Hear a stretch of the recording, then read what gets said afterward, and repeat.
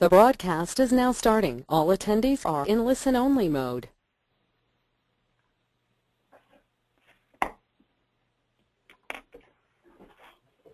Hello, can everybody hear me all right? If you could, go ahead and put something in the chat. Awesome. And I'm getting yeses, so great. All right, well, we're going to wait just another minute or so, see if some more folks join us. We are expecting a lot of people, and then we'll get started.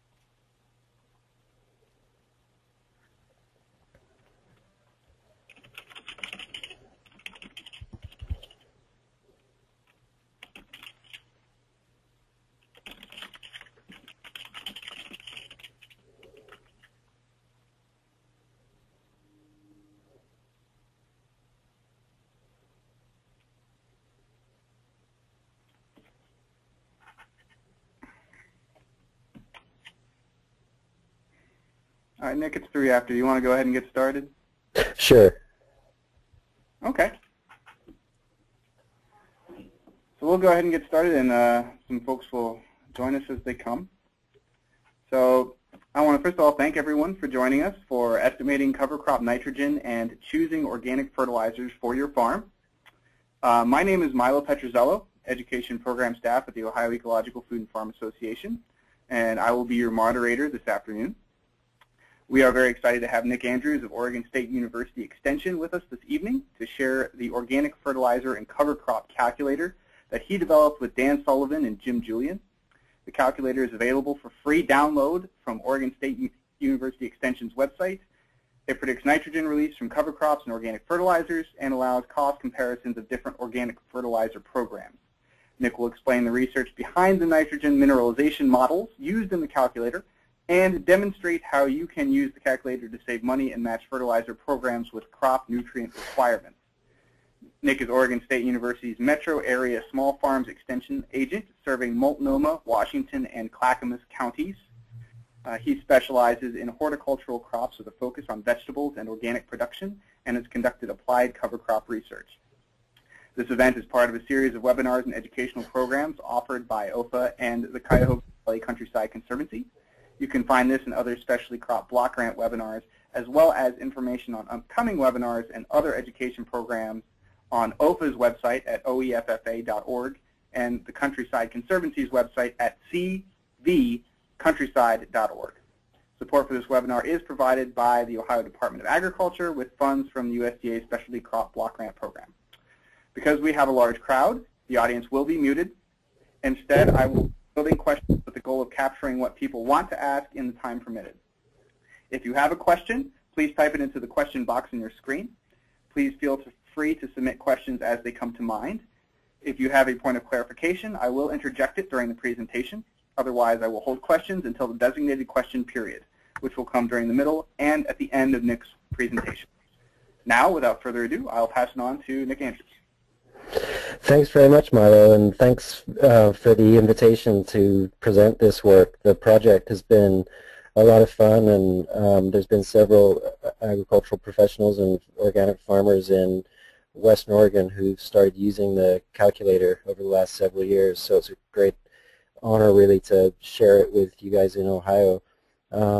First, I just want to acknowledge Dan Sullivan's work on the project. He's the Soils extension specialist at Oregon State University and has led the research component of this project. I'm a small farms extension horticulturist, and I've led the extension parts of this project.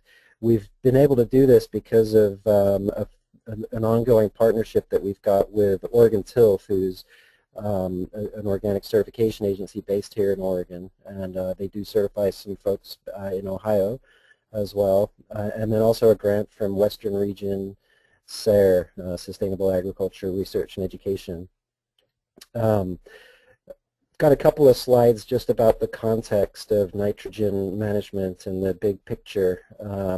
On the left of your screen, you can see a cycle of reactive nitrogen in the terrestrial ecosystem, and then on the right is an image that represents nitrogen cycling in the oceans.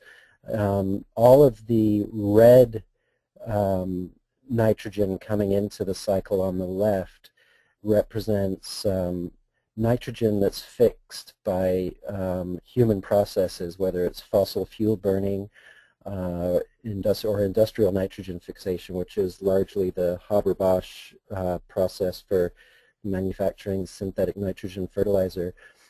This paper was published in Nature in 2008, and one of their points here was that human nitrogen fixation has, in essence, doubled the amount of reactive nitrogen in the terrestrial, in land-based ecosystems on Earth, which is something I didn't realize until recently, and it really puts our nitrogen management work as farmers and ag professionals into a pretty profound context, I think.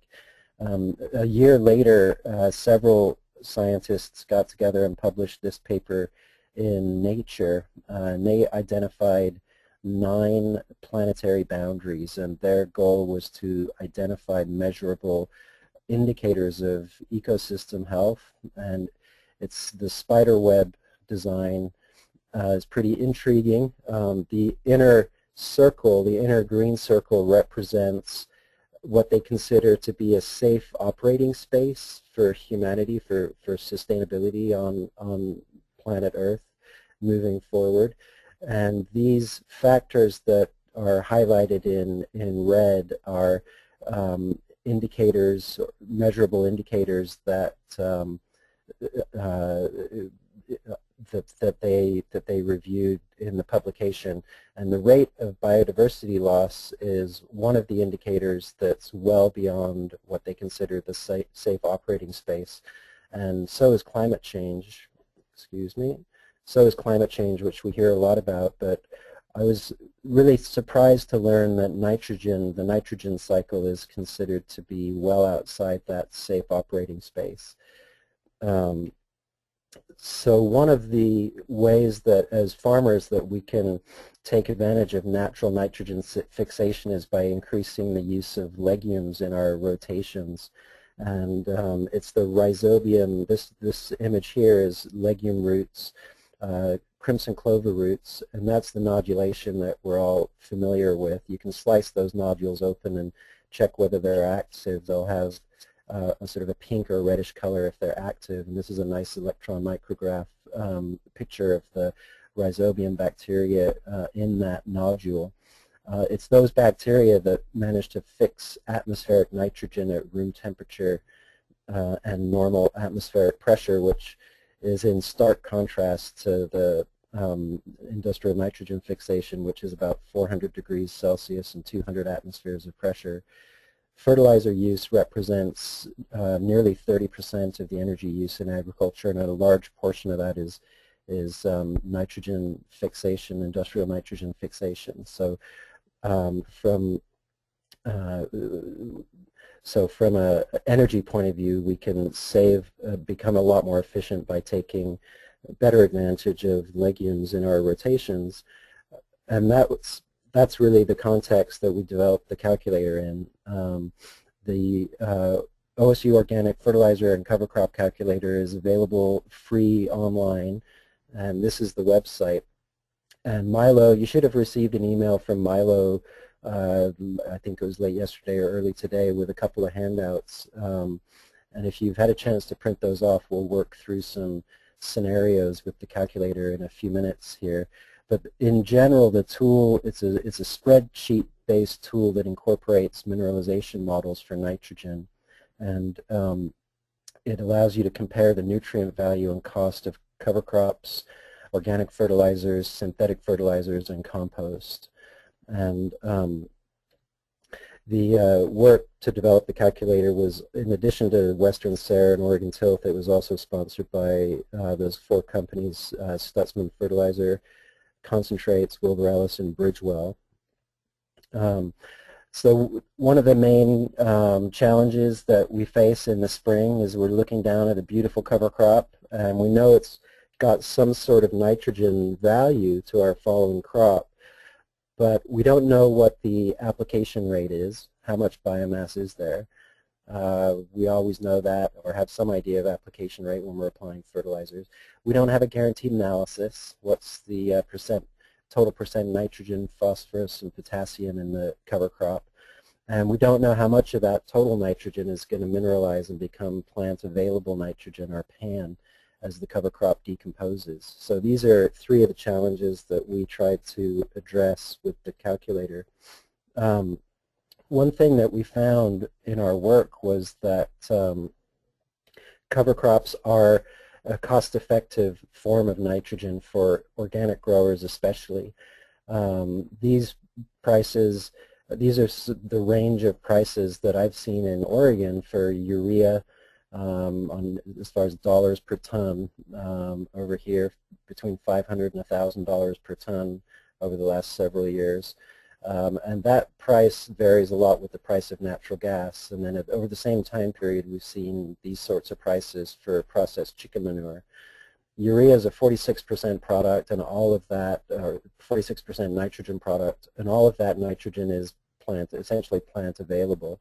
So at the cheaper price, you're paying about 54 cents per pound of plant available nitrogen, or $1.09 or so at the higher price. So if you're applying 100 pounds of fertilizer nitrogen, plant available nitrogen, it's about $55 or $110 per acre as a input cost. If you're farming organically, it's a completely different set of prices. The chicken manure in our area runs somewhere around 4% total nitrogen.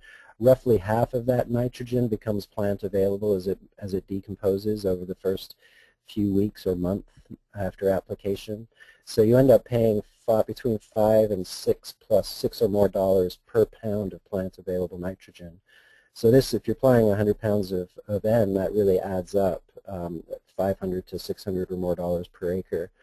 Cover crops vary a lot because of the size of the biomass in the stand, and also the mixture of legumes and cereals or non-legumes in the stand.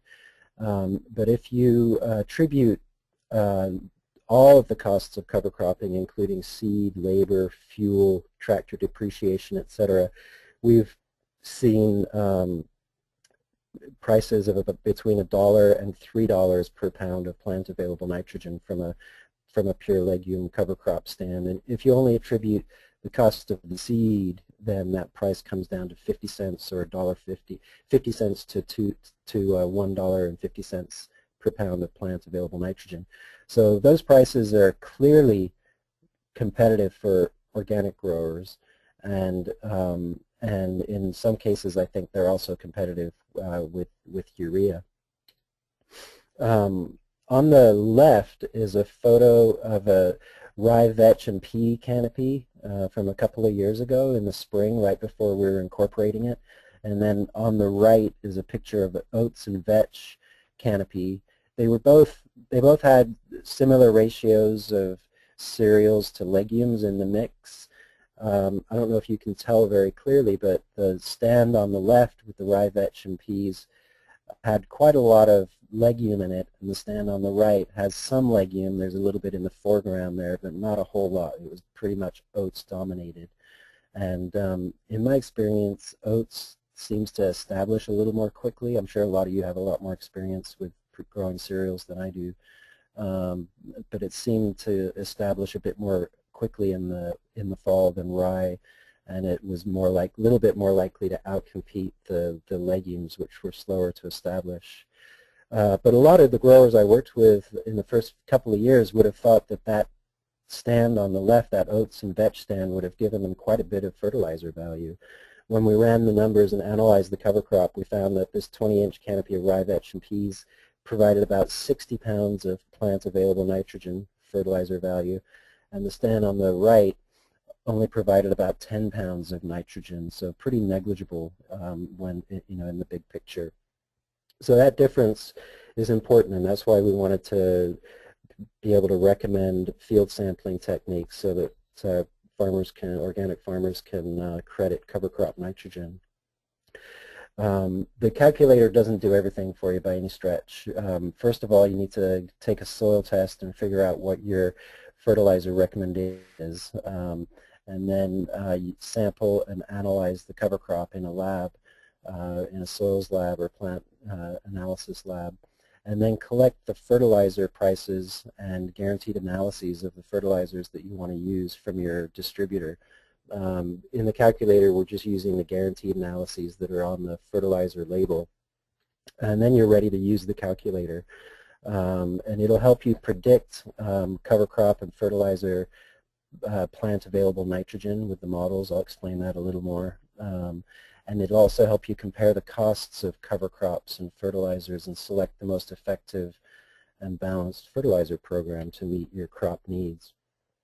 So the cover crop sampling is not really rocket science. It's pretty well established forage sampling methods that we've used, and we settled on a 2-foot by 2-foot frame, sampling frame. You can use any size frame that you like. Hula hoop is fine, as long as the main thing is that you need to know the area of your sampling frame.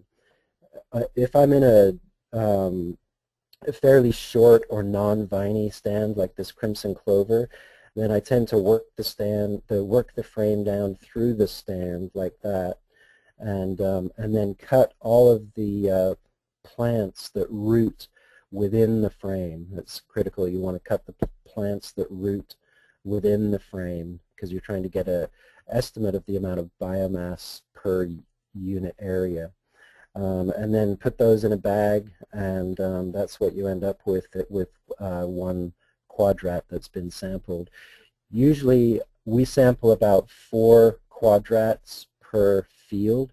If it's a larger field, we might do a little bit more, or if it's a very variable field, we might do a little bit more. With soil sampling, we recommend 15 to 20 soil cores per field, but with cover crops, you can see the variability that you're dealing with, so we don't think that you need to take quite as many cover crop samples per field. Just pick relatively representative areas. If you're in a really tall, viney cover crop, it's not practical to work the frame through the stand.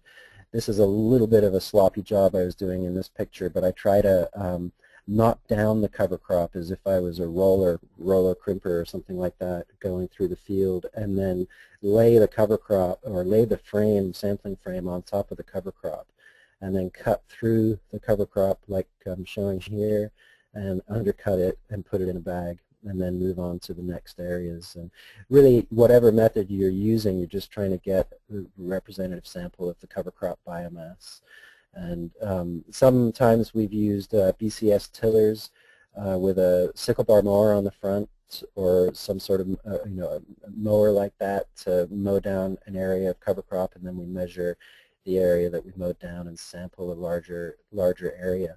As long as you keep track of the area sampled, you can use a number of different methods. So whatever method you've used to cut the cover crop, you then want to take it to the edge of the field or back to your barn. This is in our lab. Kristen Poole, who's my research assistant at the time, is processing the cover crop sample. This only takes about 5 minutes or so. You want to rip apart any large plants. You don't have to spend a lot of energy doing that, just a couple of minutes turning the pile of cover crop and tearing apart large plants. and then get rid of any soil, and record the total fresh weight of the field sample. So on this tarp or on this table, you have combined your quadrats, so your bags from each of those 4 quadrats. So it's all of the samples from the field. You don't need to weigh the bags separately. You also don't need to separate the legumes from the non-legumes or the cover crops from the weeds. You just want a representative sample of all of the vegetative matter that's in the field. And then record the total fresh weight of that entire sample, and then take about a 1-pound subsample. You can see that sandwich-sized bag on the right that Kristen's holding, and label it and send that off to the lab. You want to communicate a bit with your lab, because you don't want them to take, in turn, open up the bag and take a tiny subsample and analyze that tiny subsample. You want them to dry and grind the full sample that you send to them, and ask for total % nitrogen and % dry matter. And in our area, that costs about $15 for a sample. In Ohio, there's this website Milo sent me, which has got several analytical labs on it, and you can use most of those. I'm not familiar with very many of them, but just make sure that they'll handle the sample the way that you want them to. And remember that the analysis you're requesting is total % nitrogen and % dry matter. So you don't need to weigh the subsample that you send to the lab. We're only hoping that growers have access to market scales, which you could use to measure the whole field sample, and you might not have access to a more accurate gram scale for measuring the subsample and getting accurate % moisture. But the analytical labs obviously have those accurate scales. So if you had that total nitrogen result back from the lab, it's really just a simple matter of doing the multiplication to figure out how much nitrogen was in your area sampled, and multiplying that out to get total nitrogen content per acre. But when you incorporate a cover crop or use an organic amendment, you're applying organic nitrogen to the soil. And plants don't generally take up very much organic nitrogen. In really cold or acidic environments like the tundra, they make a little bit more use of organic nitrogen. But in agricultural systems, they tend to wait for the material to break down. The microorganisms in the soil break down the material and release ammonium, and then ammonium gets converted to nitrate very quickly. And those are the 2 forms of mineral nitrogen that plants will use as fertilizer. If the organic nitrogen product or amendment that you're using, whatever it is, if it's a cover crop or a fertilizer or compost or manure, if there is a low % nitrogen in that material, then the microorganisms are going to immobilize nitrogen from the soil solution as they decompose the material. If there's high nitrogen content in that amendment, then there's more nitrogen and more protein than the microorganisms need for their reproduction and metabolism. So they'll excrete mineral ammonium that will then get converted to nitrate. They'll release mineral nitrogen, which has a rapid it's rapidly available as fertilizer for your crops. So this is the process that I think organic farmers need to really wrap their heads around and appreciate, and it's the process that we're trying to quantify a little bit with these models. Fertilizer mineralization illustrates the process pretty clearly. On the x-axis, or the horizontal axis of this graph, you can see the fertilizer total nitrogen analysis. So it's starting at 0, 2, 4, 6, 8, 10, 12, 13% or so is about as high as most organic fertilizers get. And then on the y-axis, on the vertical axis, is the percentage of that total nitrogen that becomes plant available as this amendment as this fertilizer decomposes in the soil. So to read this graph, if you've got a 2% product, only 15 or 20% of that 2% becomes available. If you've got a 6% product, 75 or 80% of that 6% product becomes plant available during the season, during the growing season. So it really accentuates the difference between a high nitrogen fertilizer and a low nitrogen fertilizer.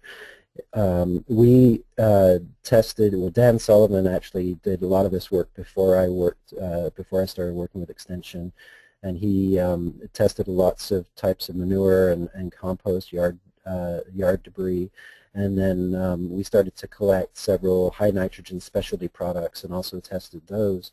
And he developed a mineralization model for the quick release nitrogen after 1 month or 28 days, and then full season, about 120 days. And both of these models are included in the calculator. With cover crops, you don't get as high a nitrogen analysis in any cover crop, but we studied several different ratios of legume to non-legume. So here, for example, in this graph, we've got vetch and Phacelia, which is a borage, non-legume borage that we like to use in Oregon, and then vetch and oats. That's the open triangle. The vetch and Phacelia is the blue circle.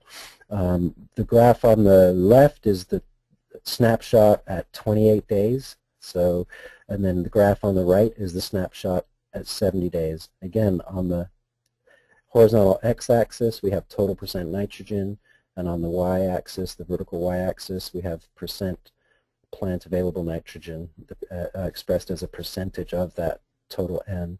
So at 28 days, what this shows you is that with a low nitrogen cover crop, you can get some immobilization. 0 is that tipping point between mineralization and immobilization. So in the short term, and if you've got a cover crop that's less than about 1.5% nitrogen, you can expect to get some short-term nitrogen immobilization, and then as the percent nitrogen increases or your percent legume in the mix increases, you'll get short-term mineralization of nitrogen or release of plant available nitrogen. At 70 days, that the immobilization is largely complete. You can still, with very low nitrogen cover crops, you can get some immobilization, and you see pretty good pretty good fit to this line for all of those ratios of vetch and Phacelia and vetch and oats.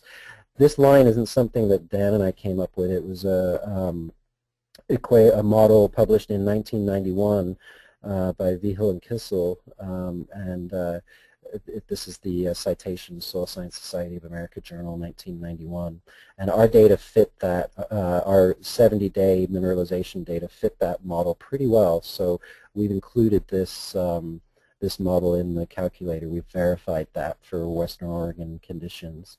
A lot of growers we were working with thought that there'd be a big effect of soil type, soil texture, and then different species of cover crops would have different different mineralization rates, and these graphs here are the different soils that we tested this on. These are several productive ag soils in the Willamette Valley, and it's the open circles, the week 10 data that we're using in the calculator. This again is the Vigil-Kissel curve, so you can see that there's pretty good agreement with that Vigil and Kissel curve for all of those different soil types. And then we tested different ratios of all these different species. So our premise is that it's not so much the species, but it's the total nitrogen content of the cover crop that determines how much fertilizer value that cover crop is going to have. So in the spreadsheet online, there's this is a little bit of a cluttered slide, but there's these different mineralization models. First of all, the green line here is stable compost. A lot of chicken manure composts are still mineralize or release a lot of nitrogen after application. So they may be a compost by NOP standards in that they've been through the time temperature requirements so that you can use it without a harvest interval, but they're not really like a true stable compost. They're still like a fertilizer. But a true stable yard debris or dairy manure compost doesn't release very much nitrogen in the first year. It does improve the physical characteristics of the soil a lot, though. And then here we've got the quick release and slow release curves or lines for fertilizers, and the Vigil-Kissel equation for cover crops. And this is a representation of the general trend of our data. So the Vigil-Kissel equation is a little bit conservative for us, but we don't want to overestimate cover crop nitrogen. One of the questions that we get a lot is what about the roots? Because our sampling method, we're only sampling the above ground biomass. We didn't actually study this question, but this is work from the Willamette Valley, Western Oregon, Western Washington from the early 1990s. And they looked at Austrian winter peas and hairy vetch, so two very productive cover crops in our area. And you can see that the total amount of nitrogen in the roots was generally pretty high. This one stand was a little bit weak, but 70, 90, 99, 120 pounds of total N. There wasn't anywhere near as much nitrogen in the roots. So there's less potential for nitrogen mineralization from the roots. The other factor was that the carbon-nitrogen ratio or the percent nitrogen in the tops or in the shoots and the leaves was higher. So it was a higher percent nitrogen, a lower CN ratio in the tops. And then in the roots, it was the CN ratio was 24 to 30. The tipping point between mineralization and immobilization in the soil is a CN ratio somewhere around 24, 25, something like that. So these legume tops are going to mineralize quite a lot of that large amount of nitrogen. The roots aren't really good. They're right around that tipping point or a little bit over that tipping point. So the percent plant available nitrogen from the roots is 0 or very low. So it's a very small percentage of a very small number. So we've really disregarded roots, which is fortunate or convenient, because I don't think many growers would be out sampling and testing roots. Another question that we get is, when is the best time to incorporate a cover crop for maximum PAN, maximum plant available nitrogen? This graph shows that here's the dates in the spring. We're usually dealing with fall planted cover crops that are incorporated in the spring, so March, April, May, June, the 1st. And the cover crops put on biomass in April and May here in our area. So when the cover crops are small, here, let me just explain that the red line, dotted line, is cereals. The green line is a legume cover crop. The black line is a 75% legume, 25% cereal. The blue line is a 25% legume, 75% cereal cover crop. And this is a conceptual graph. It's not actual data. It's based on our data, though. So when the biomass is low, the nitrogen, the plant available nitrogen in pounds per acre is also low. Young cereals, this red dotted line, will release or mineralize a little bit of nitrogen, 10, 20 pounds or so, when they're fairly small and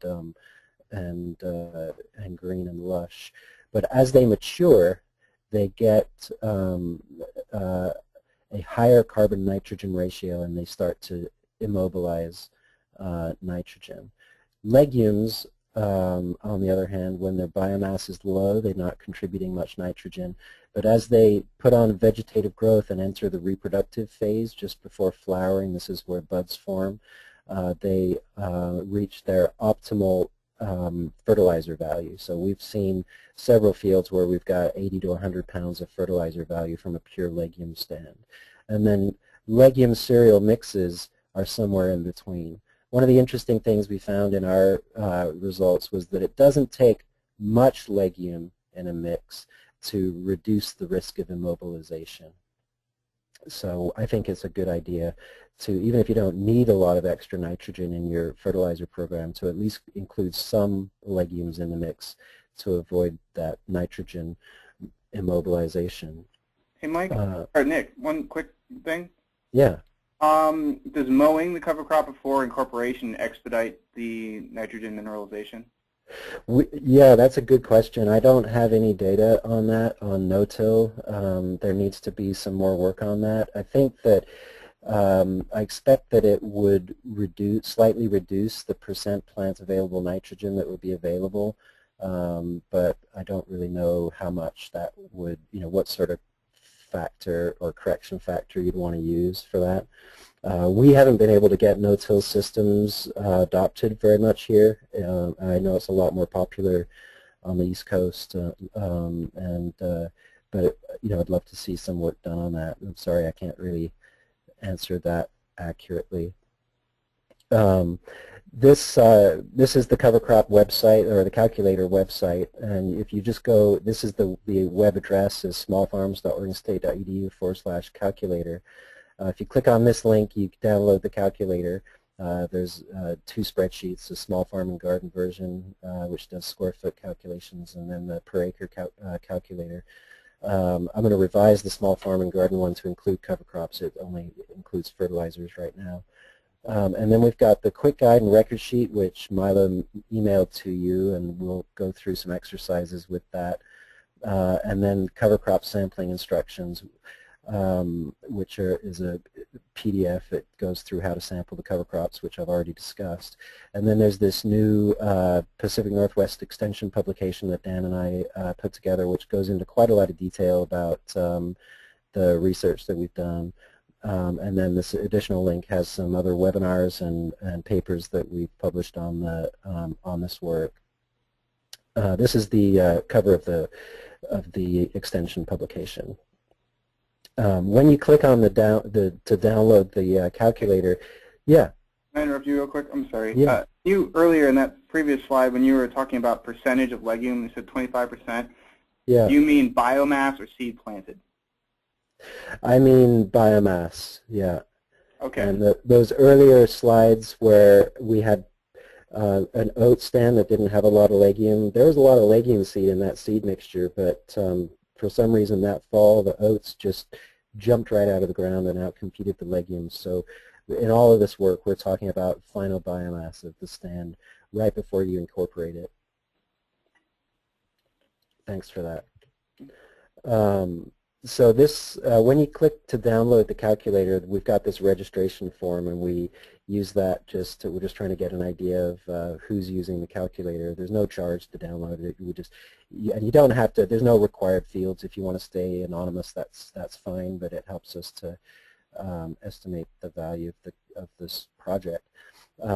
There's also the record sheet. This, I think, is worth downloading because it makes sure that you record all the information that you need. I've had a couple of growers go to all the trouble of sampling a cover crop, and then they forgot to measure how much, the area they sampled or the fresh weight of their sample, and so they can't do anything with the data. So this just helps make sure you don't make that mistake.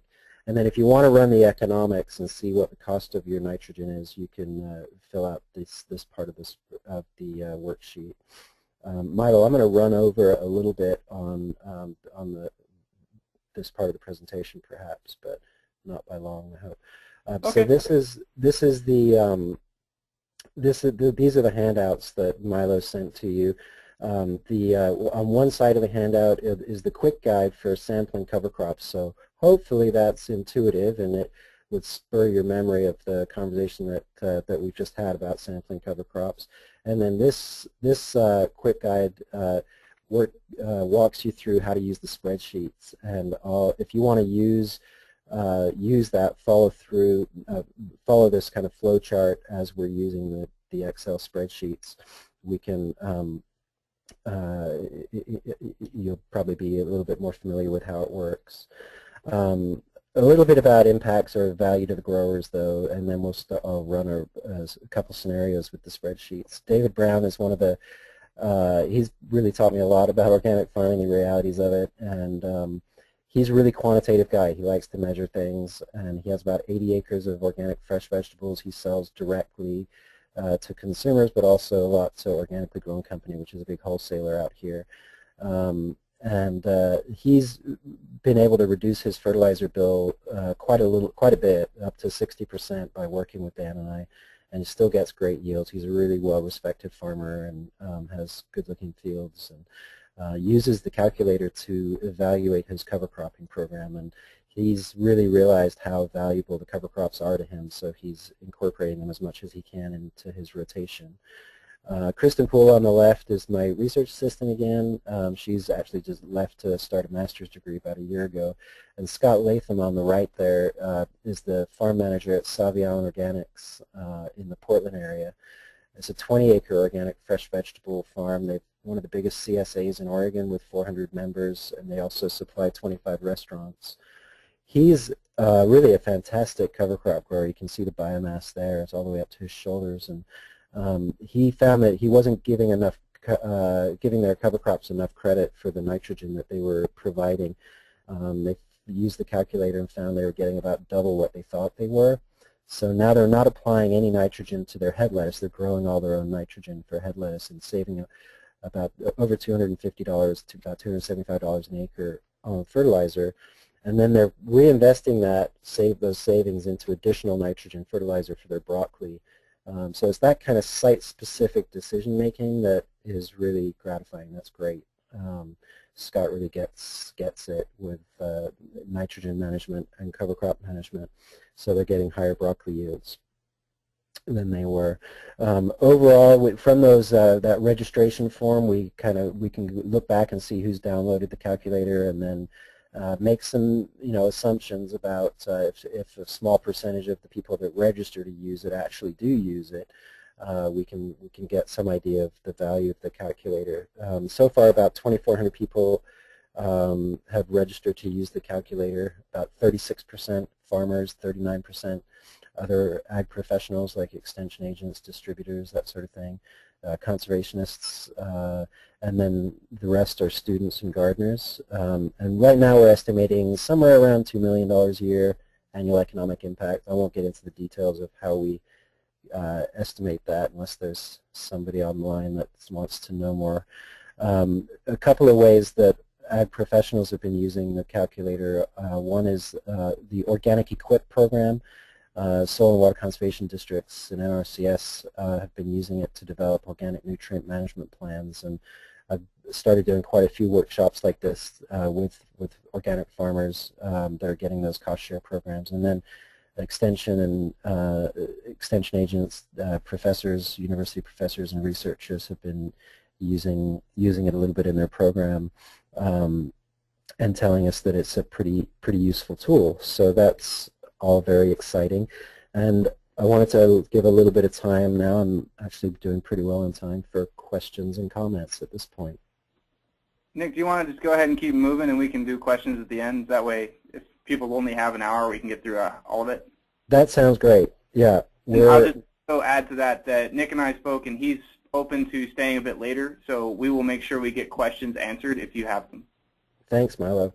Mm-hmm. That photo, I love that photo. It was Craig Carter at Washington State that took that, so I can't take credit for that.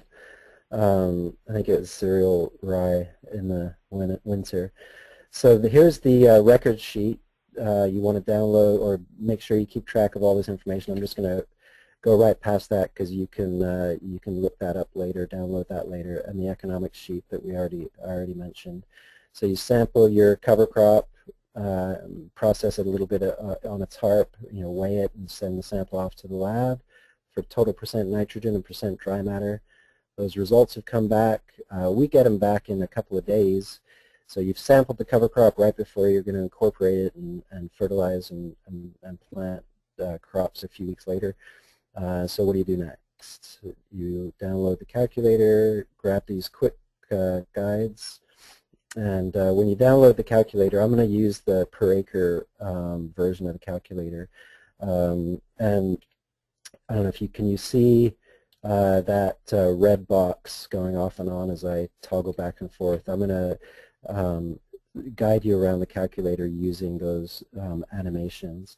So there's 5 tabs or 5 worksheets on this spreadsheet, and we'll use each of these. Whoops. There we go. On all of the worksheets, you enter your information in the yellow cells, and the results come out in the green cells. The green cells are locked, so you can't accidentally delete the formula.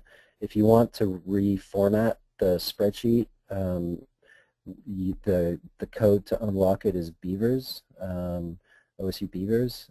So you're welcome to do that. We just don't want you to accidentally delete the formulas. And so this first sheet is the fertilizer analysis sheet.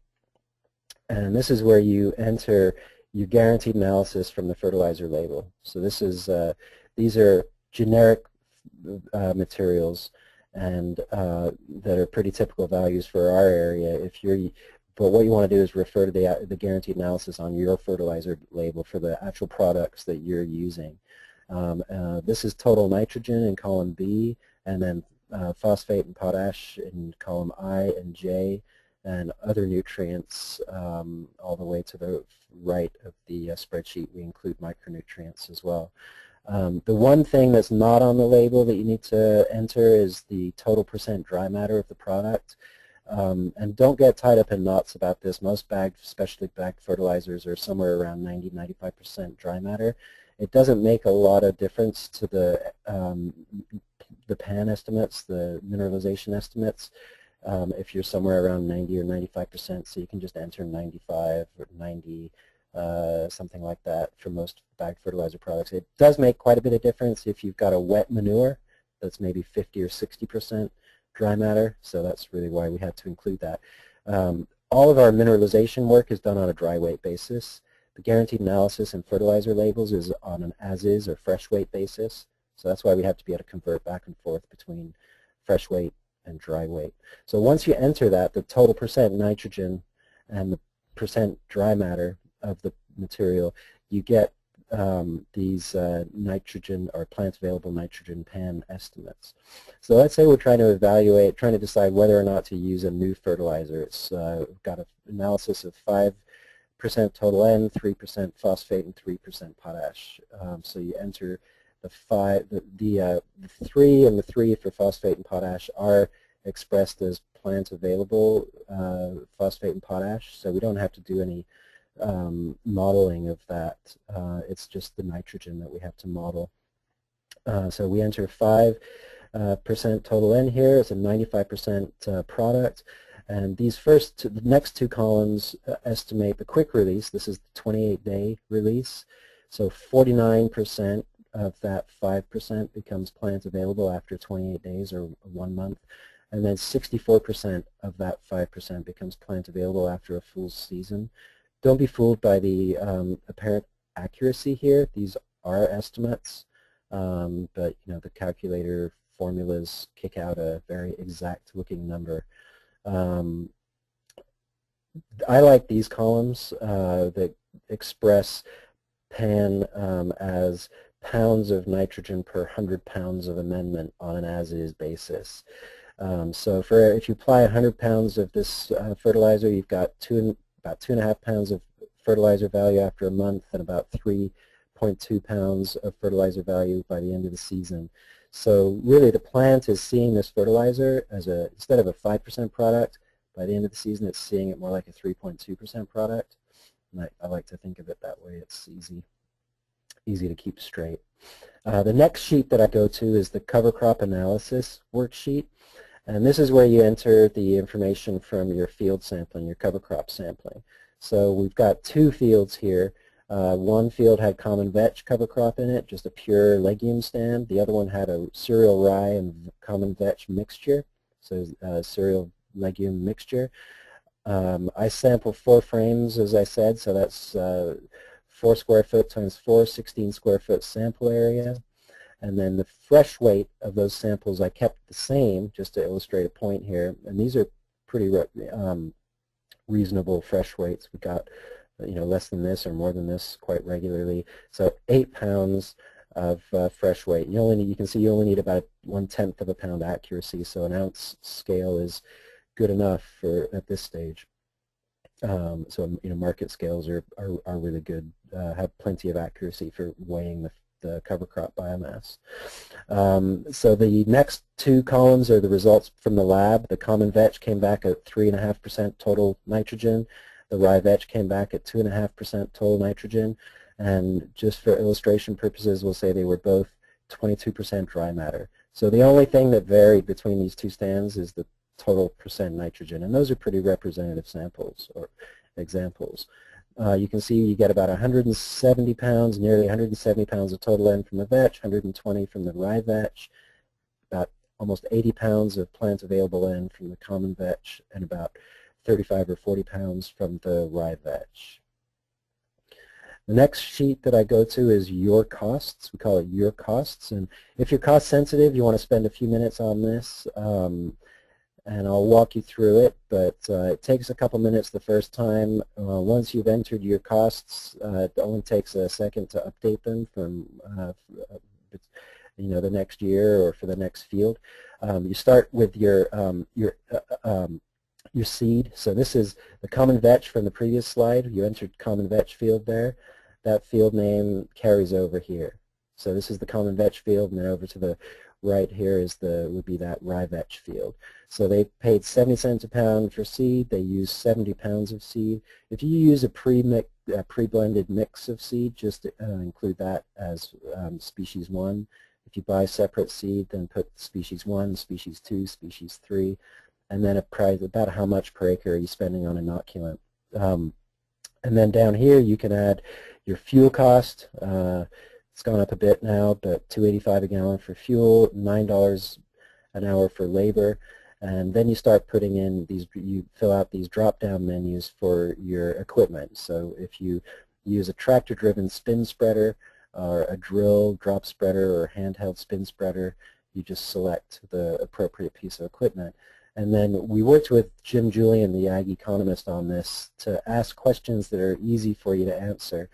Rather than saying, how long does it take you to seed an acre of cover crop, we just ask what's your, or how much does it cost you to do that. We ask what's your tractor size, what's your implement width or broadcast width in the case of a spin spreader. So this spin spreader broadcasts seed of about 30-foot width.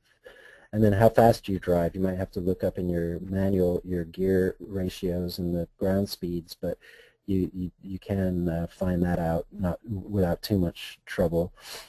So the actual seeding with that spin spreader is a pretty quick operation. It only costs less than $3 an acre.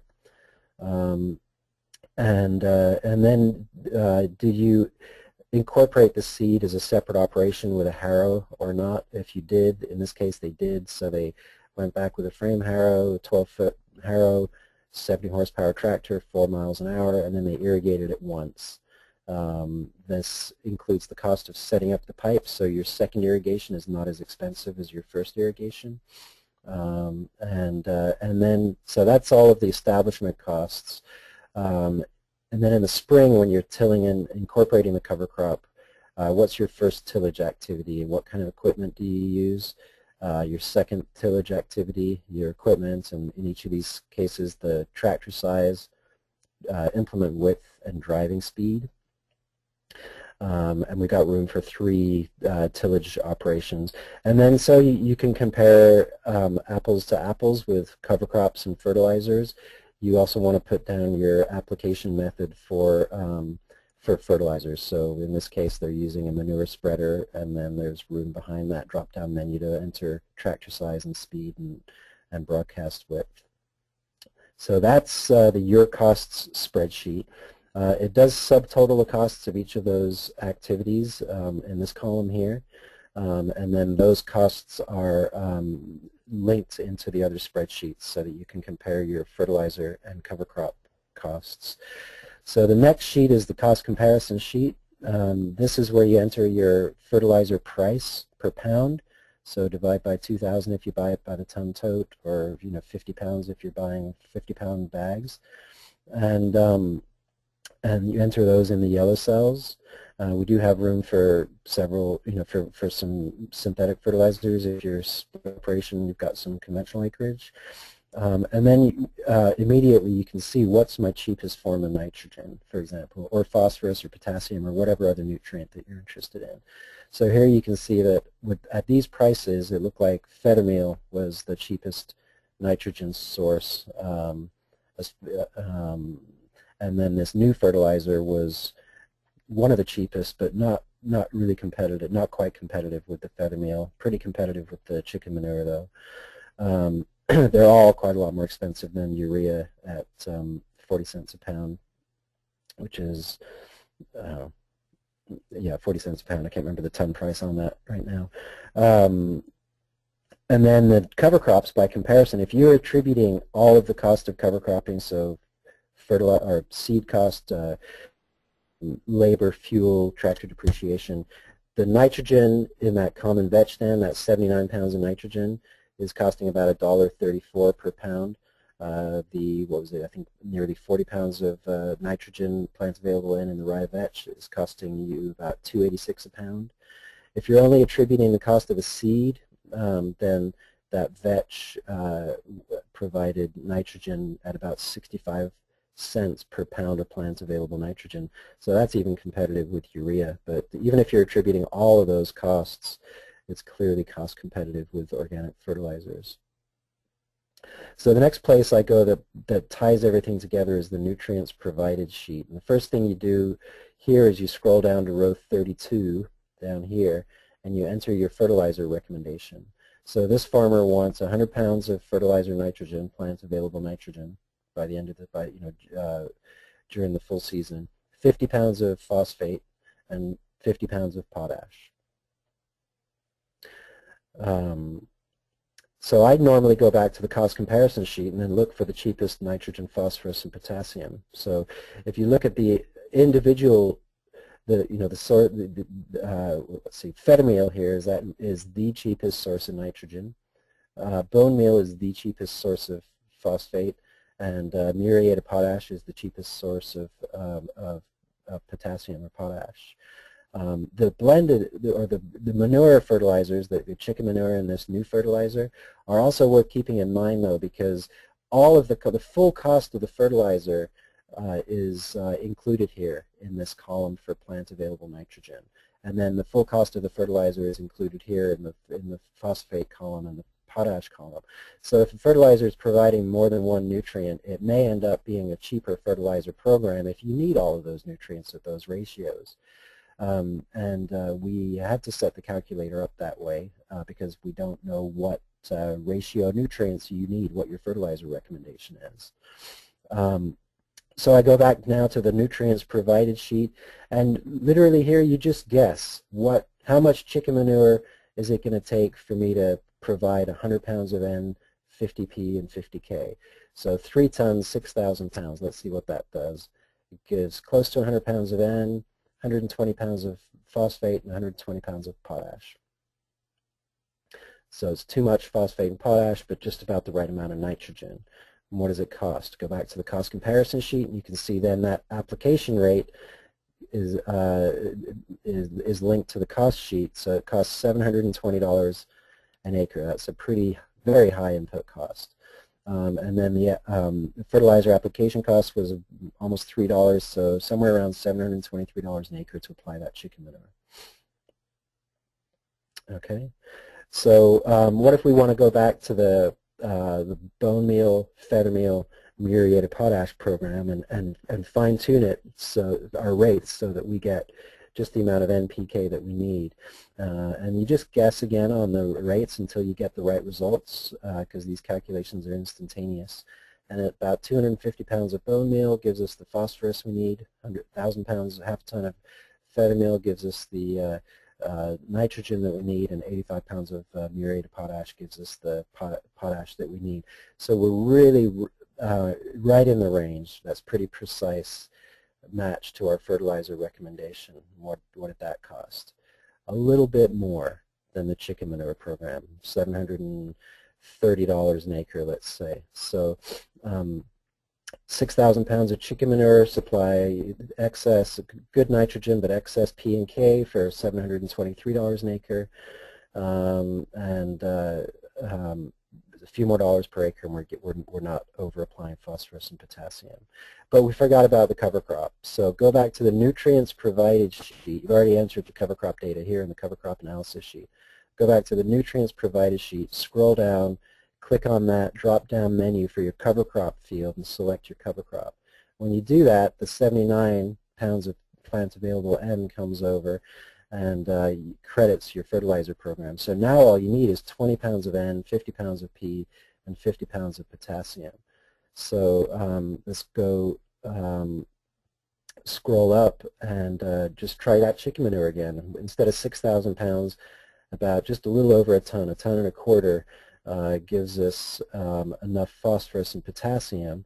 So we've got 50 pounds of phosphorus, 50 pounds of potassium, and a little bit more nitrogen than we need, about 120 pounds. So we're still, you know, I would probably call that close enough in this situation. And what does that cost? Go back to cost comparison sheet and look at the total here. You've got $302 on fertilizer application and the chicken manure, and then about $105 on the to manage that common vetch stand. So 302, 303 plus 106 is about $410 an acre for the cover crop and chicken manure, which is a $315, $314 savings per acre with a balanced nitrogen or balanced nutrient program. So this is kind of an idea. I've set this up to look good and tell a nice story, but it's not uncommon that we'll get these kinds of results. And really it's difficult to do a lot of this math or make a lot of these estimates on the back of an envelope. So I've found that growers will actually compare different fertilizer programs a lot more than they would otherwise. So the final slide really here is whether or not you can use the calculator in Ohio. I've got some weather data from, we developed these mineralization models in Western Oregon, and mineralization rates are determined a lot by moisture in the soil and temperature in the soil. So Silverton, Oregon is right in the middle of our study area. Worcester, Ohio, I think there's probably quite a few of you somewhere around there. I was hoping anyway. So this is our precipitation throughout the year. We have a very dry summer, a very wet winter compared to your relatively even moisture throughout the year. This is inches on the y-axis there. And then these are the low temperatures. Blue is our low temperatures, average low temperatures in Fahrenheit. And then, so you're colder in the winter, your nighttime lows are colder, but then you're warmer in the summer. Our average highs are warmer in the winter, but and a little bit cooler, but not much cooler in the summer. So if you're using fall planted, winter terminated cover crops, this is the main, so April to May is probably the main decomposition period.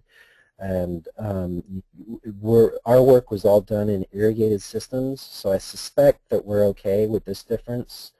But we might have a little bit of difference in our mineralization rates due to the temperature. But that's really something for you guys to decide in Ohio. And I would hope that some people might want to try using the calculator and develop local confidence. Use it with caution and see whether you can, whether you're confident in the predictions. And Mike Anderson asked me to give this presentation and told me that he thought that the predictions were pretty useful to him anyway in his situation.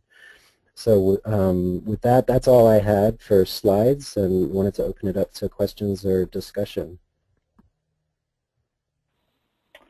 Yeah, thank you, Nick. So if anyone has any questions, please go ahead and put them in the comment box, and I will relay them to Nick, or in the question box, I should say. Also, just so everybody knows, one, this will be, we are recording this, and it will be available on OEFFA's website and on, I believe, on Countryside Conservancy's website after this. And Nick, we've had some requests for the slides. Is that okay if we send folks the slides afterwards? Yeah, that's fine. Yeah. Okay. So yeah, we can send out PowerPoint slides after this event. All right. So, does anyone have any questions about anything that we've covered tonight?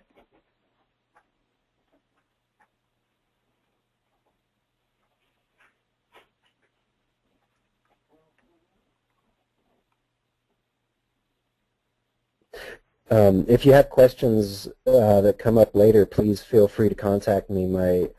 This is my office line, my cell phone, and then my email address here.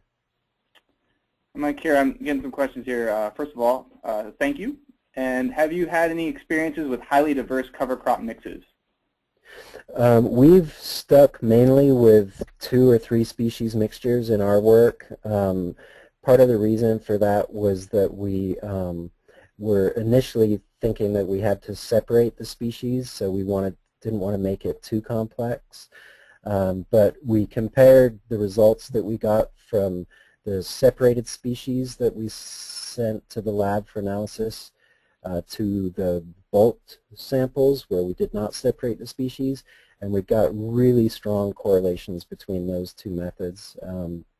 We do have, a lot of different weed species in the stands usually. Like this photo's got a little bit of mustard and some wild oats, so there's a little bit more diversity that way. But all of our work points to rather than the species being most important, it's really the ratio of legumes to non-legumes, and then the total percent nitrogen analysis of the overall cover crop stand right before you incorporate it. That seems to be the critical piece of information. So we're pretty confident here saying that this calculator works with multi-species mixtures if you've got 3, 4, 5, 6 different species in the stand. I know a lot of growers in our area like to do that too, because some years one species will dominate and other years another will dominate, and that's what I found too. Like that slide with oats and oats, vetch, and peas, where the oats dominated, and the other field the same year, the vetch was really really healthy. I'm seeing, what does seed only for vetch mean versus vetch? Oh, on the spreadsheet, I didn't explain that, thanks. The seed only field was where I was not, all I was accounting for was the cost of the seed for the cost of that cover crop. Let me go back to those slides. So, yeah, the seed only was, I didn't include the cost of, let me get to the next slide here, where would it be? Yeah, there. I didn't include the cost of labor, fuel, tractor depreciation. It was just the cost of the legume seed. So I'm not finding the exact slide here. I don't want to waste time on the webinar looking for that. But does that make sense? I hope so. Here, that's the slide. That answered their question. Okay, thanks. And then, can you speak a little bit about just how the cover crop is managed? Yeah, we in our trials, the growers do a lot of different things. We spun our seed on with a broadcaster, a drop spreader, and then incorporated it with a ring roller, and then irrigated up if we need to. Usually our rain starts in, looking at your weather data, you might not need to irrigate cover crops up as much as we do, but often it stays pretty dry through October here, so we have to irrigate once or twice to get the stand established. And then we just let it grow over the winter. Organic growers tend to use pretty high seeding rates, so we're using somewhere around, I was using personally about 30 pounds of rye or oat seed, and then about 60 to 70 pounds of legume or vetch, common vetch seed. If I was using small seeded legumes like clovers, I was using about 30 pounds of clover seed. So I was keeping the legume seeding rate about the same as a full the full 100% legume seeding rate, not reducing it very much for the mixtures, and then reducing the cereal seeding rate down to about 30 or 40% of the full field rate, so that the cereals don't outcompete the legumes, because I was always looking for good large percentage of legumes. And then in the spring, If it's a high biomass cover crop, then the growers are usually mowing it with either a rotary mower or a flail mower. Sometimes with one of the growers I worked with used a large moldboard plow just to plow under the residue, and he was able to then plant into that field the next day because he buried the cover crop residue. Most of them, though, were using mowers and then chisel plows and discs to incorporate the cover crop into the surface, and in that case they allowed about 4 weeks in our conditions for the cover crop residue to decompose before planting the cash crop. We've got seed corn maggot, or that is attracted by decomposing residue, and they can reduce a corn stand, for example, or also just the microorganisms that decompose the cover crop biomass will also attack your germinating seedlings. So you want to allow a little bit of time for that for the cover crop residue to decompose if you're surface incorporating it. And then like I said, we haven't had much luck getting funding for no-till research out here, so we don't have a lot of that work going on, but I think there may be more of that in your area. I'm not sure if that addressed the exact questions, but it was a little bit of a survey of how we manage cover crops. Sometimes people will leave a strip of cover crop, legumes, for example, or phacelia, so that it can go to flower. Not necessarily the whole field, but those early spring flowers are really helpful for encouraging pollinators and beneficial insects like parasitoids and predators. So quite a few of our growers will do that in a small area. Okay, and we also have, I'm going to combine these two questions. Is it possible for cover crops to provide 100% of your fertilizer needs? And yeah. Is it a crop or amendment mix that best enhances microbial health in the soil? So what was the second part of that question? Is there any crop or amendment mix that best enhances microbial health in the soil? Okay, so the first part is, can you grow enough nitrogen to supply all of the requirements for your vegetable crop? And if you're definitely, I think you can if you're an orchardist and the trees they store quite a bit of nitrogen in their trunks, and I've seen some data from David Granitstein recently at Washington State University where they found that. But I think you can also do the same with vegetables in some situations, especially with crops like carrots or lettuce that might not need doesn't need as much nitrogen as heavy feeders like broccoli or sweet corn. And it depends a lot on your field, though. If you've built up the fertility in your field and you've got lots of active organic matter that's mineralizing nitrogen during the summer, you can get a lot of nitrogen. That's an equally important source of nitrogen. And then cover crops really don't have much more work to do as far as supplying additional nitrogen in a very fertile soil.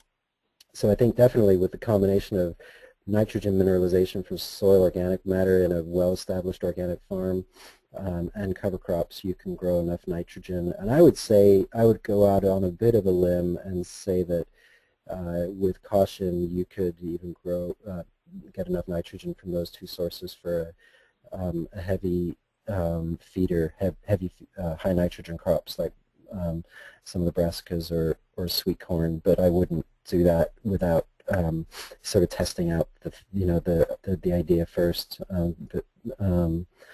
with some small zero nitrogen plots to see if it's going to work for you. But a couple of growers in our area do that even in their high nitrogen crops. There are, as far as amendments that will improve microbial life in the soil, I think whenever I have a little bit of a bias. I don't think that we need to use inoculants as much. I think or all that much. I think if you provide organic material to the soil, either as compost or leaf mulch or manures or cover crops, then you're providing habitat for microorganisms. So anything that you can apply in a relatively large application rate, like you know, 2, 3, 4, 5 tons per acre or more. You know, some things we can apply at 10 or 20 tons per acre. You're providing lots of food for the soil biosphere, for the soil food web. Materials like chicken manure or feather meal, they're not really going to enhance the microbial biomass or microbial diversity in the soil all that much, I don't think. And if you are doing a fall cover incorporation for a crop like garlic, is the pan calculation still accurate with this tool? I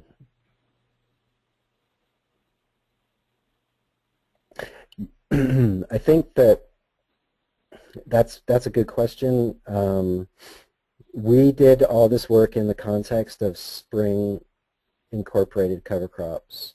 I think with fall garlic,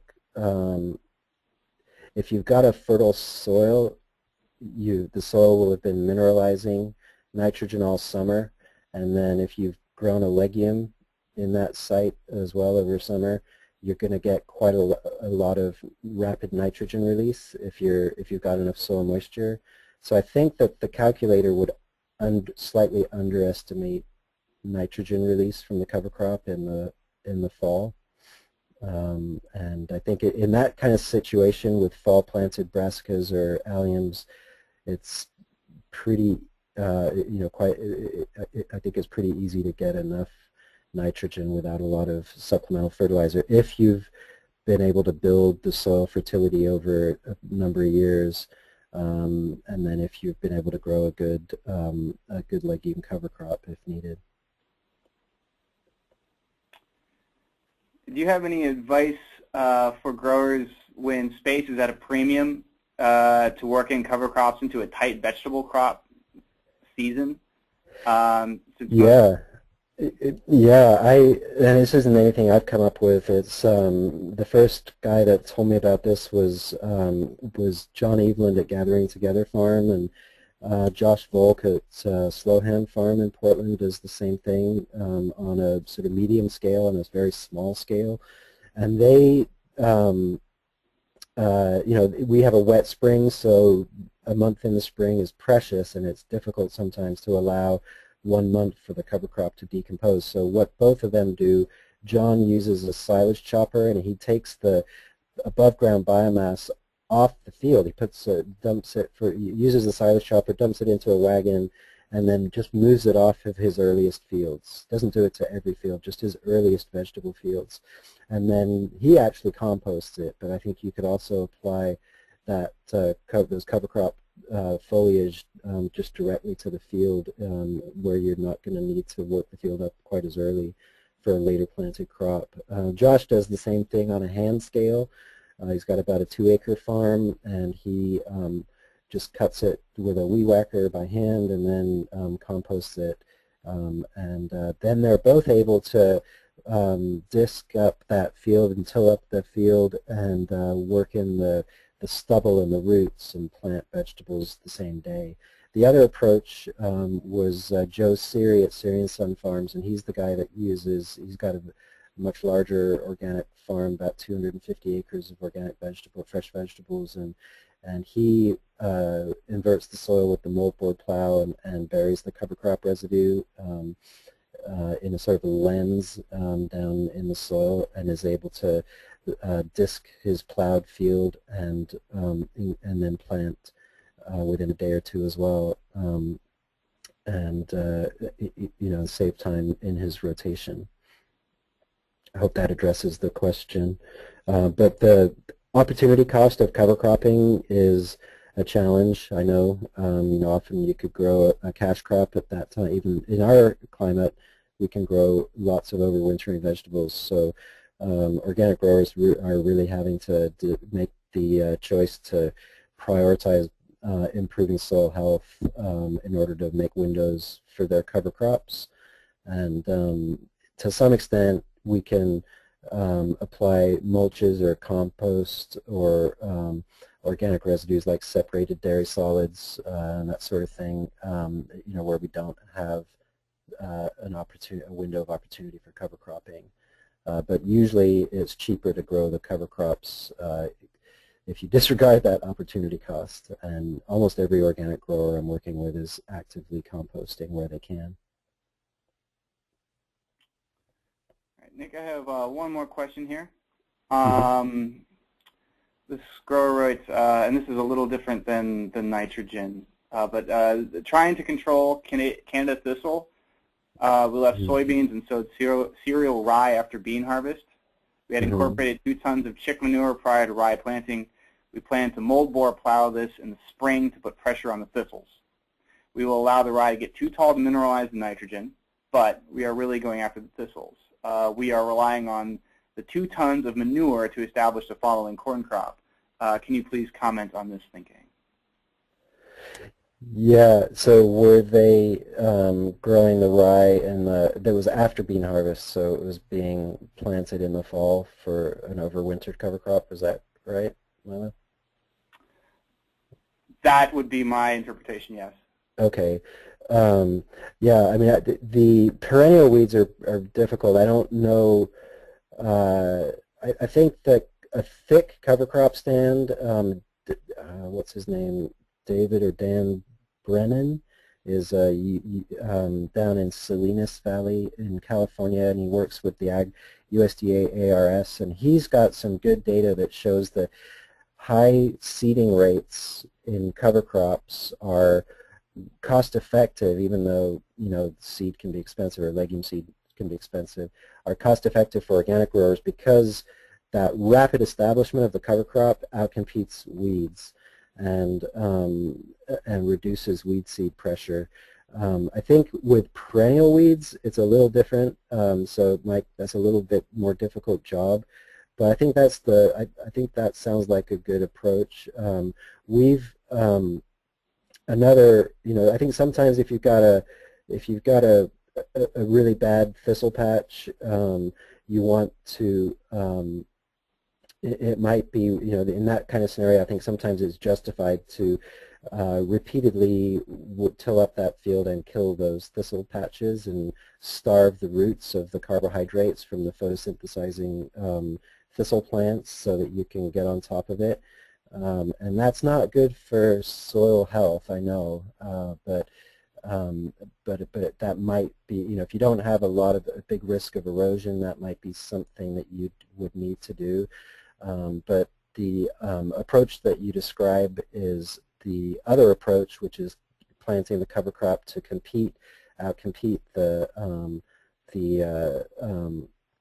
thistle. If you've got enough heat units after bean harvest, because here it's kind of often a relatively early harvested crop, you might look at something very vigorous like Sudan or Sudan sorghum Sudex hybrids, and they're pretty competitive. I've seen them outcompete lots of different weeds. But in my mind, I usually think of cover crop competition with weeds as being particularly important or being more important with annual weeds, and preventing the weed seed rain as opposed to perennial weeds.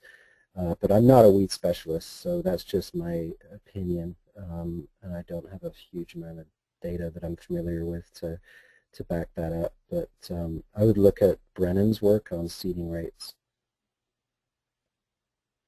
And then here's one other good question. Can you use perennial cover crops to decrease the need for annual seeding costs?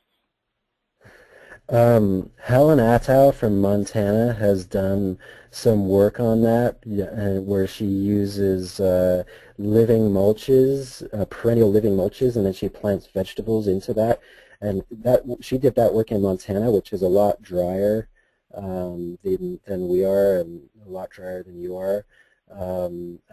And I'd be a little bit concerned. I've been intrigued by that idea. One of the growers I work with, Ann Berblinger at Gales Meadow Farm, has started to plant, I think it was white clover into the alleys between her vegetables.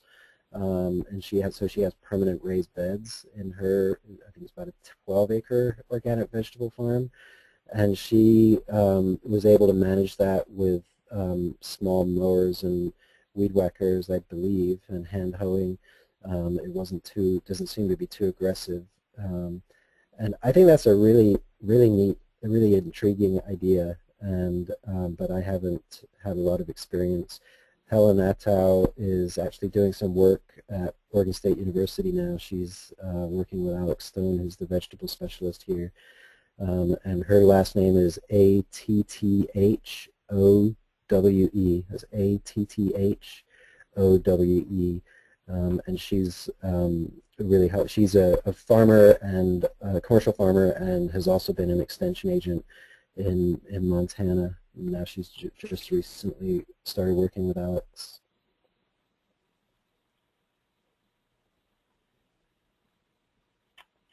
All right. Well, those are all the questions we have. Great. Well, thanks very much, Milo, and thanks everybody for your attention and interest and great questions. And thank you so much, Nick. Thank you for taking the time and sharing this here in Ohio. We really appreciate it. Great. Thank you. All right. Thank you. And thank you to everyone for joining us. Have a good evening. You too. Goodbye.